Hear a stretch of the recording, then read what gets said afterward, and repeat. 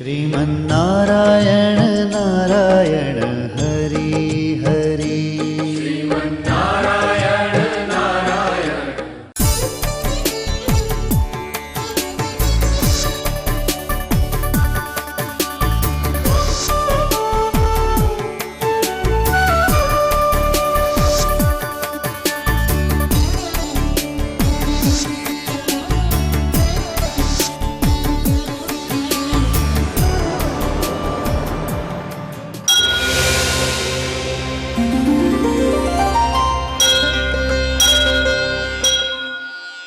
ఈ కార్యక్రమం సమర్పిస్తున్నవారు అవార్డు గ్రహీతల మొట్టమొదటి ఏకైక original Thanjavur art academy, Kalasri Thanjavur art academy, door number 1164, near Panjagutta colony signals, Srinagar colony X road నుండి 9వ బిల్డింగ్, ఇండియన్ ఓవర్సీస్ బ్యాంక్ ప్రక్కన, హైదరాబాద్ 73.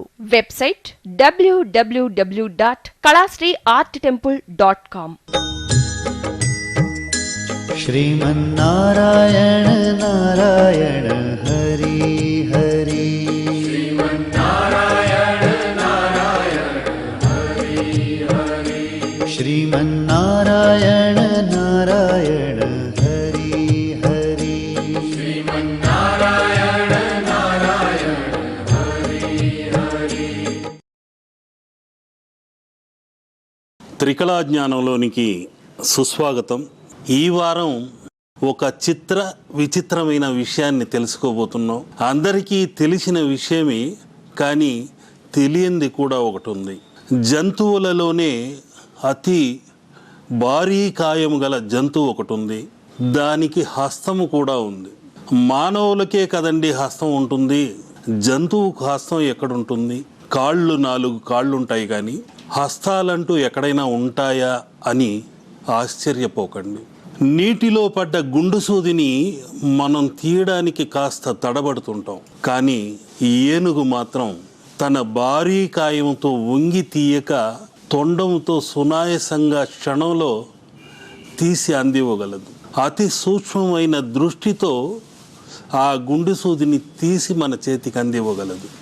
ఆ తొండముతోనే నీటిని చిమ్మవచ్చు.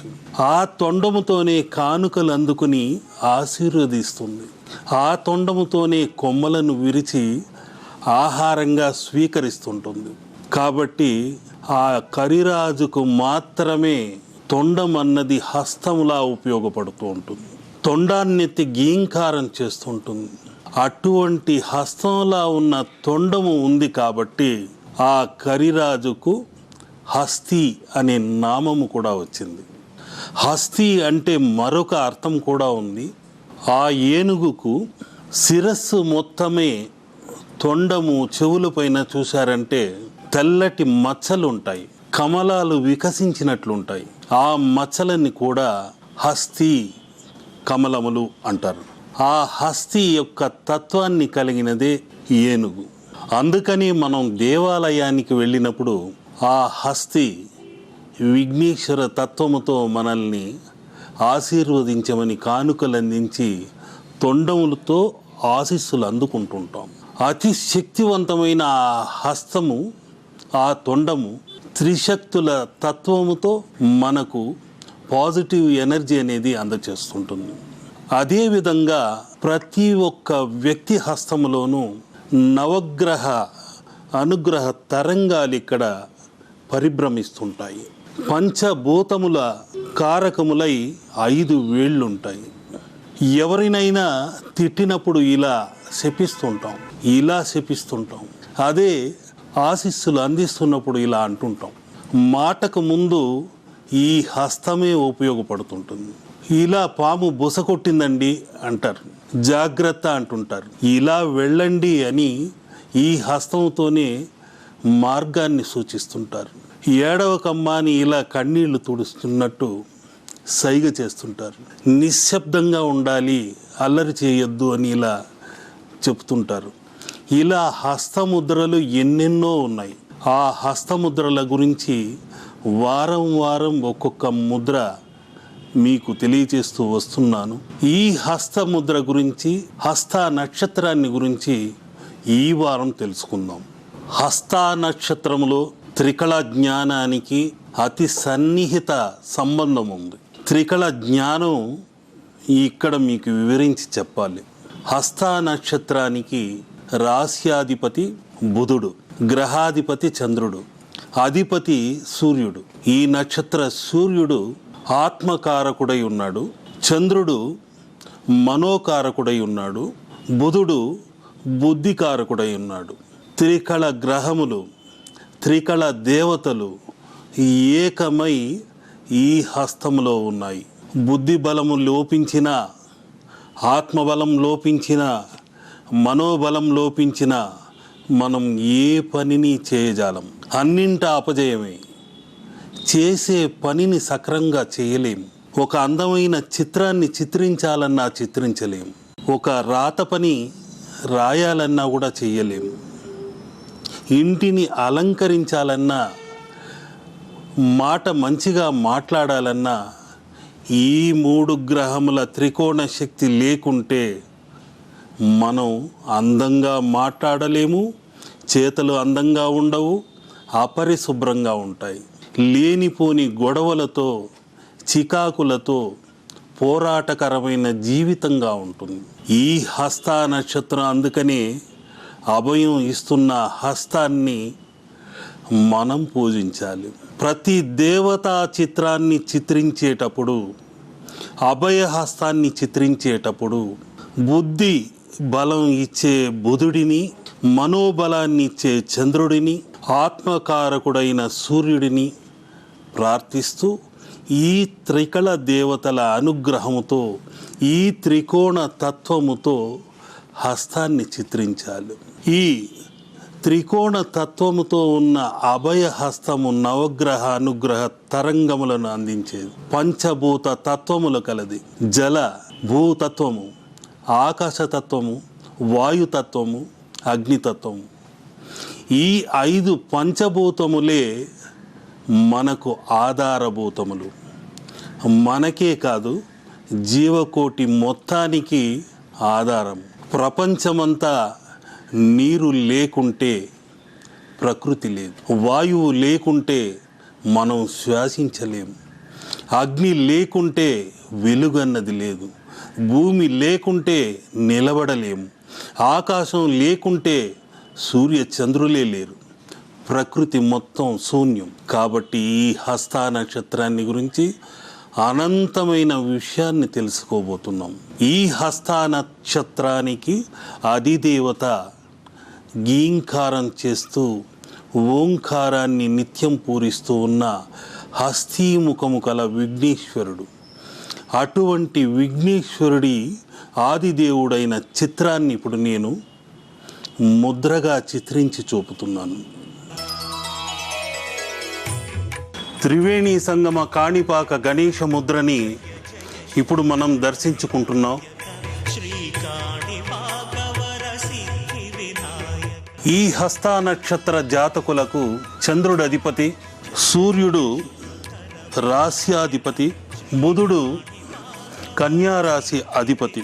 ఈ సూర్య తత్వముతోనే సూర్య సవిత్ర కిరణములు అన్నవి ప్రసరిస్తుంటాయి. ఇలా సూటిగా పగటి సమయాన వచ్చే కిరణములు వేరు. అదే ఇలా కాకుండా ఆ చంద్రగ్రహముపై తన కిరణములను ప్రసరింపచేసి అక్కడ ప్రతిఫలించి ఆ కిరణములు పరివర్తనము చెంది చల్లని వెన్నెలగా మారి ఇక్కడున్న భూమిపైకి ప్రసరింపచేసి సవిత్ర కిరణములతో ఔషధములు అన్నిటిలోనూ ఔషధ మొక్కలంటూ ఎక్కడెక్కడున్నాయో అవన్నీ చంద్రతత్వముతో, ఆ శక్తి అనుగ్రహముతో ఆరోగ్యకరముగా మనకు ప్రకృతి సంపదను ఈ 3 గ్రహములు అందచేస్తున్నాయి. ఈ 3 గ్రహముల సంగమమే త్రివేణి సంగమం. ఈ త్రివేణి సంగమము కాణిపాక గణేశ ముద్రగా ఎలా మారిందయ్యా అంటే, ఈ చంద్రతత్వమే ఇక్కడున్న జలతత్వం. ఈ జలతత్వములో భూతత్వమైన ఈ కాణిపాక గణపతి ఇలా నూతిలో వెలిశాడు. జలమన్నది చంద్రతత్వము, రాయి అన్నది భూతత్వము, ఆ రాతిలోని శక్తి తత్వమే సూర్య అనుగ్రహ కిరణ తత్వములు. అవే న్యూట్రాన్లు, ఎలక్ట్రాన్లు, ప్రోటాన్లు అన్నవి.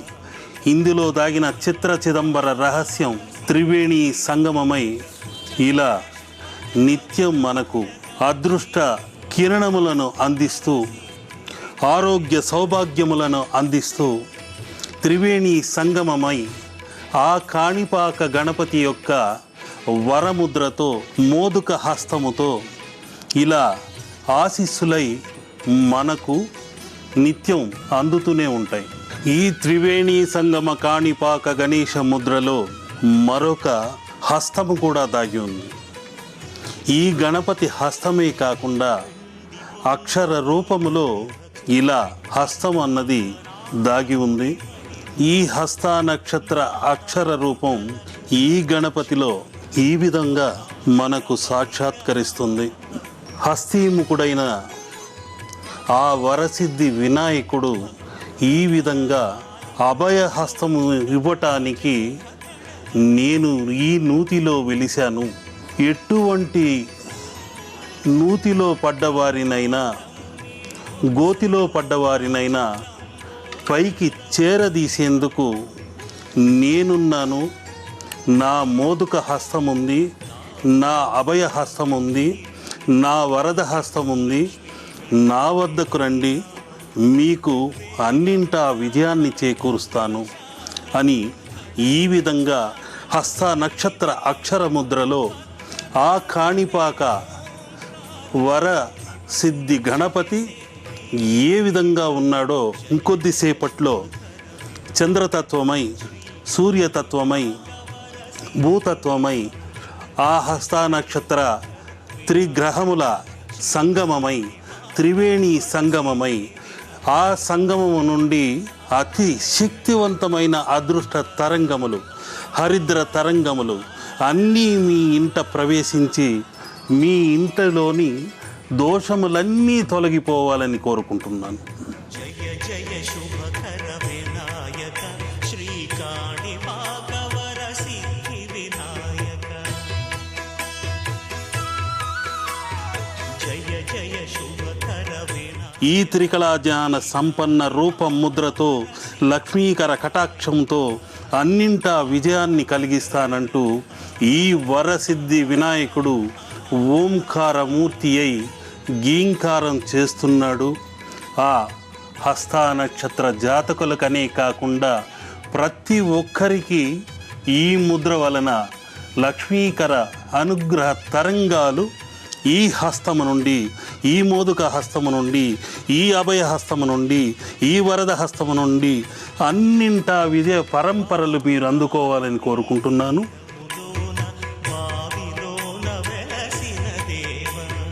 నేను ఇప్పుడు చిత్రించిన చిత్రము కాణిపాక వినాయకుడి చిత్రము. ఆ చిత్రములో ఆ మోదుక హస్తముతో ఉన్న గణపతి త్రికళ శక్తుల్ని కలిగి ఉన్నాడు. జలతత్వమైన చంద్రశక్తిని కలిగి ఉన్నాడు. భూతత్వమైన బుధ శక్తిని కలిగి ఉన్నాడు. ఆకాశతత్వమైన కాస్మిక్ కిరణాలను, న్యూట్రాన్లు, ప్రోటాన్లు అనే త్రిశక్తులను మనకు అందచేస్తున్నాడు ఆ సూర్యశక్తి ద్వారా. ఈ హస్త నక్షత్రానికే ఈ 3 గ్రహాలు వర్తిస్తాయి. ఈ హస్త నక్షత్రానికి రాశి ఏదయ్యా అంటే కన్యా రాశి. కన్యా లక్ష్మి, ఉత్తర లక్ష్మి, హస్తాలక్ష్మి. ఒక కన్య అన్నది ఎక్కడైనా సరే లక్ష్మీకరంగా అందంగా కనిపిస్తుంది. ప్రతి ఒక్కరూ కన్య లేకుంటే వంశాంకురమే లేదు. ఒక కన్యను కన్యాదానం పుచ్చుకొని కోడలుగైనా తెచ్చుకోవాలి, లేకుంటే పుత్రిక ఉంటే మరొకరికి కన్యాదానమైనా చేయాలి. ఇది జీవితంలో అతి ముఖ్యమైన విషయం. కన్యను కన్యాదానం పుచ్చుకోవటమో ఇచ్చుకోవటమో జరగాలి. అప్పుడే ఇరువైపుల వంశాంకురం అన్నది వృద్ధి చెందుతుంది. కన్య అంటేనే కుమారి అని మరొక అర్థం కూడా ఉంది. కుమారి, కౌమారి అని ఇంకొక అర్థం ఉంది. అందుకని పార్వతికి కౌమారి అని కూడా మరొక నామం ఉంది. సంతాన భాగ్యం కావాలన్నా కుమారస్వామి అనుగ్రహం కావాలి. వంశాంకురం పెరగాలన్నా కూడా ఒక కుమారి కోడలుగా మన ఇంటికి లక్ష్మీకరంగా రావాలి. వంశాంకురాన్ని వృద్ధి చేయాలి. సప్త మాతృకలలో కౌమారి కూడా ఒక అబలగా పుట్టిన బాల 3 సంవత్సరముల నుండి 16 సంవత్సరముల వరకు కౌమార దశలో ఉంటుంది. బ్రహ్మచారిణిగా ఉంటుంది, కౌమారిగా ఉంటుంది. బాల త్రిపుర సుందరిగా ప్రార్థించాలి. ఆ కన్య కౌమారిగా ఆరాధించబడుతుంది. రక్షంతి వార్ధాక్యే పుత్ర న స్త్రీ స్వతంత్రమర్హతి అన్నారు. అంటే పితా రక్షతి కౌమారి 3 సంవత్సరముల నుండి 16 సంవత్సరముల వరకు కన్యగా ఉన్న స్త్రీకి తండ్రి రక్షణగా ఉంటాడు. ఆ తరువాత భర్త రక్షణగా ఉంటాడు. యవన దశ అయిన తరువాత, ముసలితనము వచ్చిన తర్వాత పుత్రాదులు చివరి వరకు రక్షణగా ఉంటారు. నా స్త్రీ స్వాతంత్ర మర్హతి అన్నారు. నా లేదు, స్త్రీ స్వాతంత్రముగా జీవించడానికి లేదు, ఒకరి రక్షణలోనే ఉండాలి. ఆమె చుట్టూ ఒక వలయంలాగా రక్షణ కవచం ఉండాలి అన్నదే అందులో పరమార్థం. అంతేకాని ఈ రోజుల్లో స్త్రీకి స్వాతంత్రం లేదు అంటే ఎవరు ఒప్పుకోరు.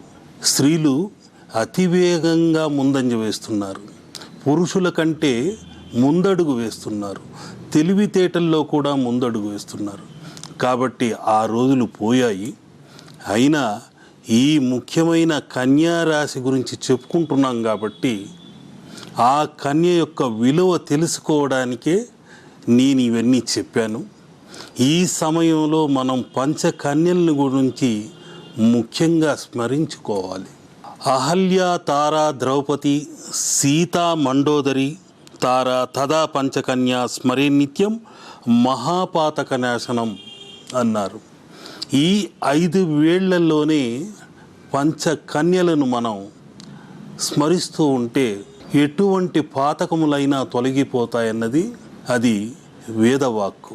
కన్యాకుమారి, ఆ కన్యకా పరమేశ్వరుని గురించి ఈ కన్యారాశి సందర్భంగా మనం తెలుసుకోవలసి ఉంది.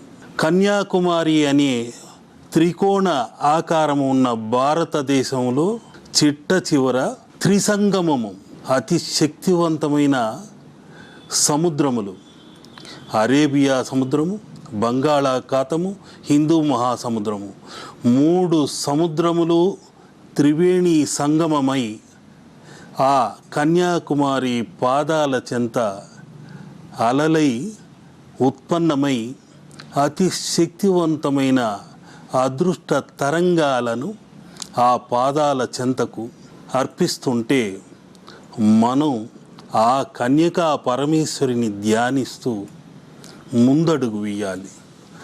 మన ఇంట్లోని కన్య కూడా కన్యకా పరమేశ్వరిగా భావించాలి.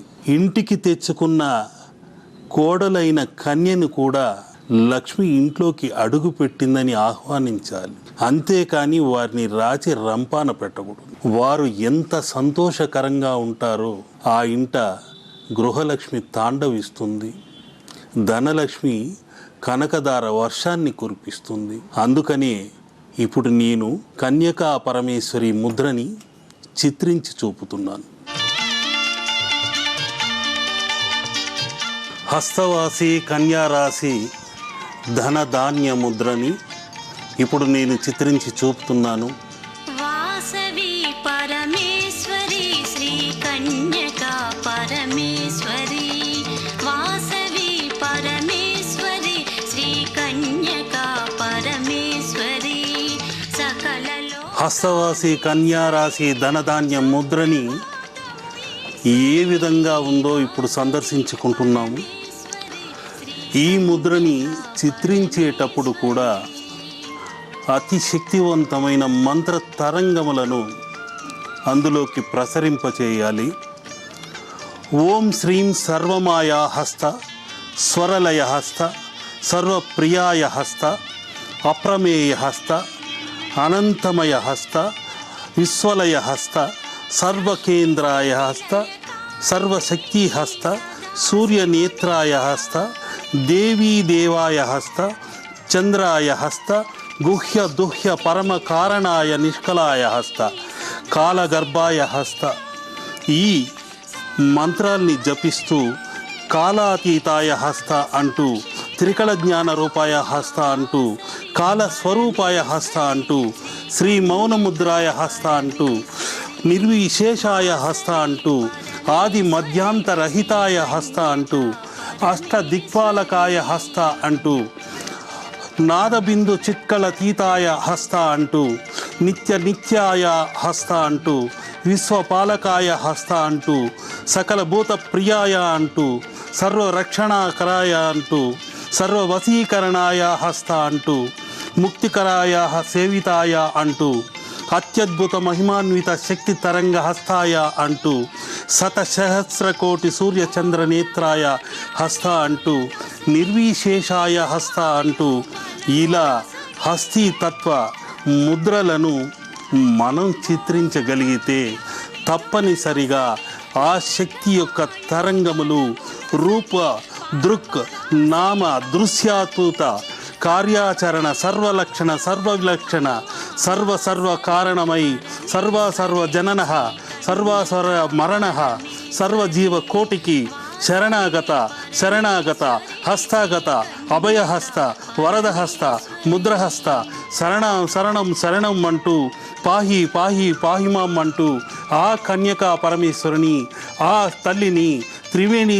సంగమ తత్వముతో మనం ధ్యానించగలిగితే తప్పకుండా అదృష్ట తరంగములు అన్ని ఇళ్లలోనూ ప్రవేశించి వారికున్న రాహుదోషములు కానివ్వండి, కేతు దోషములు కానివ్వండి, కుజదోషములు కానివ్వండి, అన్నీ పటాపంచలై ఈ హరిద్ర వర్ణము నుండి దరిద్ర దోషములను తొలగించు శక్తి తరంగములు మీ ఇంట ప్రవేశించి తప్పనిసరిగా ఈ కన్యాకుమారి యొక్క అనుగ్రహ తరంగములు అందాలని కోరుకుంటున్నాను.